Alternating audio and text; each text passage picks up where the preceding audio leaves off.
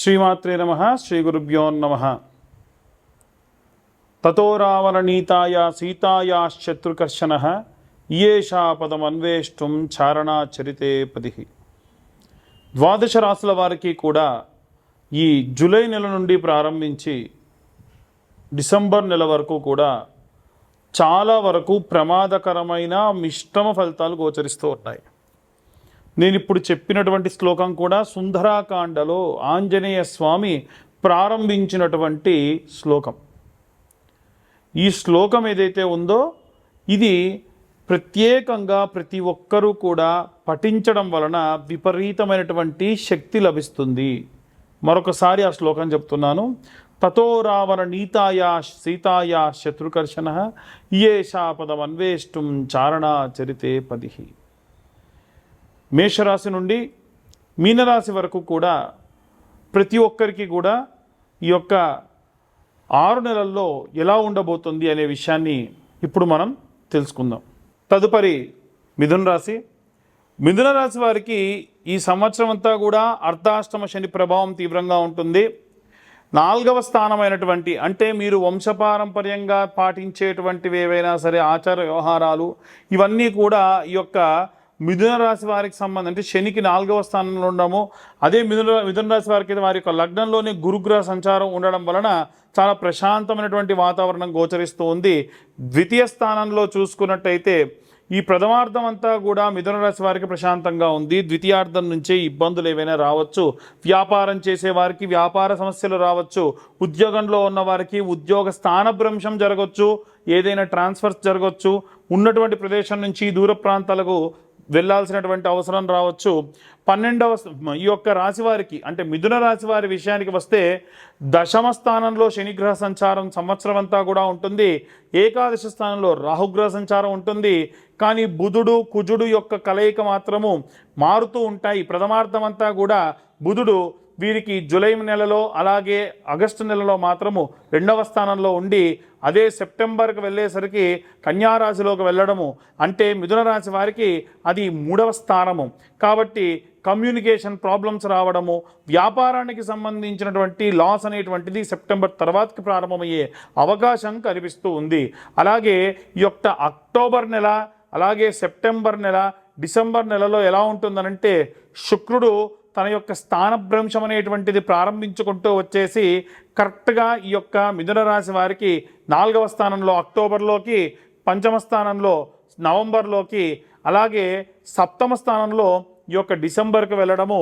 అలాగే బుధుడు కుజుడు చూసుకుంటే మిథున రాశి వారికి 4వ స్థానంలో 5వ స్థానంలో అక్టోబర్లోకి, అలాగే 6వ స్థానంలో అంటే 6వ ఇంటికి బుధుడు కుజుడు యొక్క కలయిక ఉంది. ఏమిటండి ఈ కలయికలు ఇవన్నీ కూడా మాకు అర్థం కావట్లేదు, మీరేదో బాగానే శాస్త్ర ప్రకారంగా చెప్తున్నారు అనుకుంటూ ఉంటారు.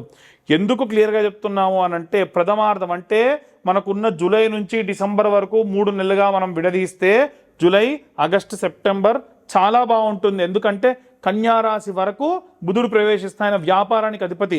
వ్యాపారం ఉద్యోగస్తులకు బాగానే ఉంది. అక్టోబర్ నుంచి డిసెంబర్ వరకు మాత్రం బాగాలేదు. కాబట్టి ఏవైనా ప్రమాదాలు జరగవచ్చు, ఏవైనా సరే బయట ఉన్నటువంటి వాతావరణము మన చేయి దాటిపోవచ్చు. మీ జాతకం అంతా కూడా సపోర్ట్ చేయకుండా ఉంటుంది. స్వతహాగా మీ జాతకం బాగున్నా సరే బయట సామాజిక పరంగా సమాజం పరంగా ఉన్నటువంటి జాతకం అంతా బాగాలేకుండా ఉంటే దానివల్ల ఖర్చులు పెరగవచ్చు, ఇబ్బందులు పడవచ్చు. కాబట్టి ఇవన్నీ కూడా గోచార రీత్యా చెప్పేటువంటి విషయములు మాత్రమే. పూర్తిగా మీ జాతకం విశ్లేషణతో మీకు కావాలంటే మీ పేరు, మీ date of birth, time, place కింద ఉన్న నెంబర్కి వాట్సాప్ చేయండి. 2025వ సంవత్సరంలో కేవలం 2025 రూపాయలు మాత్రమే ఛార్జ్ చేసి మీకు జాతకం విశ్లేషణగా మీ దాకా అందించడం జరుగుతుంది.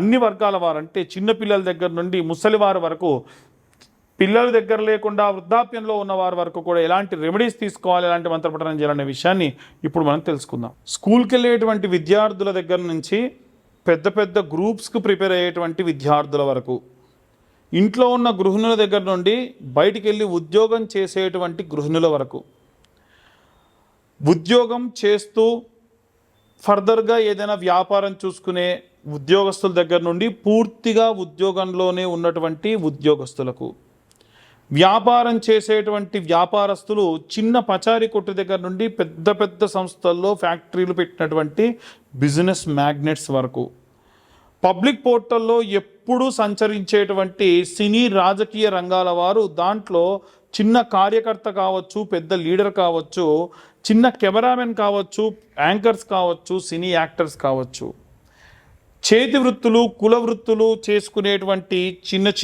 చిన్నకారు వ్యవస్థలో ఉన్నవారు కావచ్చు, రైతులు కావచ్చు, అలాగే తల్లిదండ్రులు దగ్గర లేకుండా వృద్ధాప్యంలో ఉన్నటువంటి ముసలివారు కావచ్చు, ఈ అన్ని వర్గాల వారు, వివాహం కోసం ఎదురు చూస్తున్నవారు, సంతానం కోసం ఎదురు చూస్తున్నవారు, కోర్టులో వ్యవహారాల్లో బాగా చిక్కుకున్నవారు, అందరికీ సంబంధించి రెమెడీస్ గురించి ఇప్పుడు చెప్పడం జరుగుతుంది. రాహువు కేతువుల యొక్క కలయికలో బంధనమైనటువంటి ఈ మిగిలిన గ్రహాలు 7 గ్రహాలు సంచారం ప్రారంభించి జూలై నుండి డిసెంబర్ వరకు కూడా రకరకాలైనటువంటి మార్పులు చేర్పులు మీ జాతకంలో చూపిస్తూ ఉన్నాయి. దాంట్లో ప్రత్యేకంగా విద్యార్థి దశలో ఉన్నవారు నిత్యం 11 మార్లు వాగ్దేవ్యై నమః అనేటువంటి మంత్రాన్ని శ్రద్ధగా చదువుకొని వెళ్తే చాలు. ఇంట్లో ఉన్న గృహిణులు, మేము ఎన్నో రోజుల నుంచి చెప్తున్నామమ్మా, చిన్న గౌరమ్మని శుక్రవారం నాడు పెట్టుకొని ప్రతి శుక్రవారము కుబేర కుంకుమ కలిపి అమ్మవారి పైన కుంకుమార్చన చేస్తూ శ్రీమాత్రే నమః 108 సార్లు చదవండి. మీరు ఇంట్లోనే దుర్గా కవచం కానీ, లక్ష్మీ అష్టోత్తరం కానీ, కనకదారాస్తవ స్తోత్రం కానీ చేయండి. నిత్యము కూడా ఆ శుక్రవారం నుండి మళ్ళీ శుక్రవారం వరకు కూడా మీరు పూజ చేసిన కుంకుమను ఒక డబ్బాలోకి తీసుకొని మీ వారికి పెట్టండి, పిల్లలకు పెట్టి పంపించండి, మీరు పెట్టుకోండి. అద్భుతమైనటువంటి రిజల్ట్స్ వస్తాయి. నేనేదో పూజ చేసి మీకు పంపిస్తాను చెప్పట్లా. మీరు చేసిన పూజ మీకు ఇంత ఇబ్బందులున్నో మీకు బాగా తెలుసు కాబట్టి మీరు బాగా చదువుకుంటారు కదా, అందుకనే వీటిని రెమెడీస్ అంటారు. మీరే చేసుకునేటువంటివి. ట్యాబ్లెట్లు ఇవ్వడం వరకే నా బాధ్యత, అది వేసుకోవడం మీ బాధ్యత. వేసుకుంటే ఖచ్చితంగా పనిచేస్తాయి. కాబట్టి ఆ రెమెడీస్ అన్నీ పాటించండి. ఆ కుంకుమార్చన చేసేటప్పుడు శ్రద్ధాభక్తులు, స్టవ్ మీద ఏదో పెట్టాను, ఆ పాలు పొంగుతున్నాయో లేదో, బయట వాళ్ళు ఎవరో పిలుస్తున్నారు, నాకు ఆఫీస్లో ఏం పని ఉంది, ఏమీ ఆలోచించకుండా శ్రద్ధగా 15 నిమిషాలే కదా అమ్మవారి కుంకుమార్చన చేసి ఆ కుంకుమ నిత్యం అందరూ ధరించండి. ఉద్యోగస్తులు ఎవరైతే ఉంటారో వీరు ఏమైనా సరే ఉదయం 11 మార్లు, రాత్రి 11 మార్లు ఓం నమ శివాయ అన్న మంత్రాన్ని చదవండి. ఒకవేళ కరుంగలి మాల లాంటివి ఏవైనా ఉంటే 108 సార్లు మాలతో చదివి మాల ధరించి వెళ్ళడం వల్ల మీకు చాలా శక్తినిస్తుంది. ఆ కరుంగలి మాల కావాలంటే కింద ఉన్న నెంబర్కు కాంటాక్ట్ చేయండి, మీ దాకా నేను అందిస్తాను. పూజ చేసి హోమంలో పెట్టి కేవలం 1116కే మీకు కరుంగలి మాలను నేను అందిస్తా. బయట ఇంకెక్కువ రేట్లు ఉన్నా సరే తక్కువ రేటుకి మీ దాకా ఇస్తా. అయితే వ్యాపారస్తులు ఎవరైతే ఉంటారో మీ వ్యాపార స్థలంలో ప్రత్యేకమైనటువంటి శౌచములు, ప్రత్యేకమైనటువంటి గాలి, ప్రత్యేకమైనటువంటి స్పర్శ దోషములు వచ్చేటువంటి అవకాశం ఉంది. ఒక డేట్లో ఉన్న స్త్రీ ఎవరైనా షాప్ దాకా వచ్చి అడగొచ్చు. ఎవరైనా శౌచంలో ఉంటే, అంటే ఎవరైనా గతిస్తే శౌచంలో ఉన్న వాళ్ళు కూడా వచ్చి ఏమైనా కొనుక్కొని వెళ్ళొచ్చు. అలాగే ఆ వ్యాపార స్థలానికి ఒకరిని కాదండి, ఎక్కడెక్కడి నుంచో సంచారం చేసి వచ్చిన వాళ్ళు కూడా రావచ్చు కదా. అలాంటివేవి కూడా ఉండకూడదు అంటే చిన్న రెమెడీ, ఆవు నెయ్యి, స్వచ్ఛమైన ఆవు నెయ్యి ఒక చిన్న కప్పులో వేసుకోండి, తెల్ల ఆవాలు వేసుకోండి, సాంబ్రాణి, గుగ్గిలము, మైసాచి అని దొరుకుతాయి. మొత్తం పొడి చేసి ఆ పొడిని దాంట్లో ఒక చెంచాడు పొడి వేసుకొని కలుపుకొని చిన్న సాంబ్రాణి కప్పు వెలిగించి ఈ పదార్థాన్ని 11 మార్లు అందులో వేయండి. అది కూడా శుక్రవారం నాడు చేయండి, లేదా గురువారం సాయంత్రము, శుక్రవారం సాయంత్రం 2 రోజులు చేయండి. అక్కడ ఎప్పుడైతే పొగ పారుతుందో అంత ప్రత్యేకంగా ఉంటుంది. వ్యాపార స్థలం దగ్గర పటిక పెట్టుకోవాలి, ఉప్పు పోసి గాజు పాత్రలో పటిక పెట్టాలి. పటిక అంటే తినే పటిక కాదండి, మనం నీళ్లు శుద్ధత చేయడానికి గడ్డం గీసిన తర్వాత రాస్తారు కదా, ఆ పటిక పెద్ద పెద్దవి ఉంటాయి, అవి దొరుకుతాయి, అవి పెట్టుకోండి. అలాగే పసుపు కొమ్ములతోని మాల, ఇది అందరూ చేయొచ్చండి. ఒక వ్యాపారస్తులు కాదు, ఉద్యోగస్తులు కాదు, అందరూ పసుపు కొమ్ములు మాలగా పూలు ఎలా అల్లుతారో అలా అల్లి మీ ఇంట్లో ఎదురుగ్గా అమ్మవారి ఫోటో పెట్టి అమ్మవారి మెడలో ఈ మాల వేయండి. దానివలన ఎంతో ఎంతో ఎంతో నరదృష్టి ఉంటే పోతుంది. ఇవన్నీ ప్రత్యేకంగా చెప్పేటువంటి రెమెడీస్, ఇవి ఆచరిస్తే చాలా మంచిది.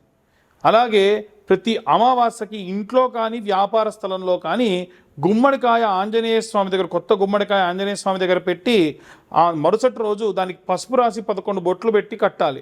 చాలామంది చేసే తప్పు ఏంటంటే పాత ఉట్టిలోనే గుమ్మడికాయ పెట్టేస్తూ ఉన్నారు. ఎలా, ఎట్టి పరిస్థితుల్లో అలా చేయకండి. ఎందుకంటే పాత ఉట్టి కుళ్ళిపోయినటువంటి రసం అంటుకొని ఉంటుంది కాబట్టి మళ్ళీ దీనికి అంటుకొని ఆ కొత్త గుమ్మడికాయ కూడా ఖరాబ్ అయ్యేటువంటి అవకాశం ఉంటుంది. కాబట్టి అలా చేయకండి. అలాగే ఎవరైతే ఈ యొక్క కోర్టు కేసులు గొడవల్లో ఉంటారో ప్రతీ నెల సామూహికంగానైనా సరే చండీ హోమాలు జరుగుతూ ఉంటాయి. వీలైతే మీకై మీరే చండీ హోమాలు మీ ఇంట్లో చేయించుకోండి. కుదరని పక్షంలో దేవాలయంలో, దుర్గా దేవాలయంలో ఇవాళ రేపు అన్ని చోట్ల చేస్తున్నారండి. కావాలంటే మమ్మల్ని కూడా కాంటాక్ట్ చేయండి. కేవలం 1000 రూపాయల నెలకి చండీ హోమం చేస్తారు, సామూహికంగా చేస్తారు. లేదు మీ దగ్గరలో ఎవరైనా చేసేవారంటే అక్కడైనా చేయించుకోండి, పర్వాలేదు. అదొకటి.